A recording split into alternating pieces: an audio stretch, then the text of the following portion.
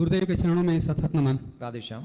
महाराज जी, मेरी माँ जब थी रहती थी, अब नहीं है, तो कहती थी कि एकादशी व्रत हमारे घर में हम लोगों के यहाँ सहता नहीं है, और आपने एकादशी व्रत का इतना बढ़िया वर्णन किया। तो आज मेरी माँ नहीं है और उनके कहने के अनुसार हम लोग एकादशी व्रत नहीं रहा करते थे, तो अब मुझे क्या करना चाहिए?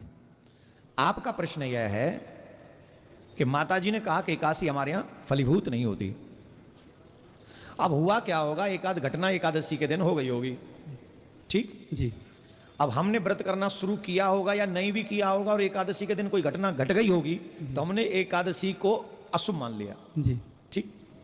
अब मंगलवार वाले दिन कोई घटना घटी हो तो मंगलवार अशुभ है। घटना तो घटेंगी, किसी न किसी दिन तो घटेंगी। जी जी। हमें बता दीजिए यहाँ जो ये कोई कह सके कि नहीं घटना घटी नहीं रही। हम लोग मानव जीवन में आए हैं तो कोई ना कोई घटना तो हर दिन घटेगी और कोई ना कोई दिन होगा। जी। पर जो एकादशी का व्रत है, मैं तो कई लोग मानते हैं कि एकादशी के दिन किसी की मृत्यु हो गई, ये बड़ा अशुभ होता है, अब हम व्रत नहीं कर सकते। अरे राम राम राम राम राम, कितनी गलत सोच है। शास्त्र कहते हैं जिस मनुष्य की मृत्यु एकादशी के दिन हो जाती है वो डायरेक्ट भगवान के धाम पहुंच जाता है। जी। एकादशी के दिन ठाकुर जी के बैकुंठ का द्वार खुला रहता है, और हमने कोई व्यक्ति बैकुंठ गया, हमने वो दरवाजे बंद कर दिए, बोले हम नहीं जाएंगे बैकुंठ, हम नहीं करेंगे एकादशी। क्या मतलब है?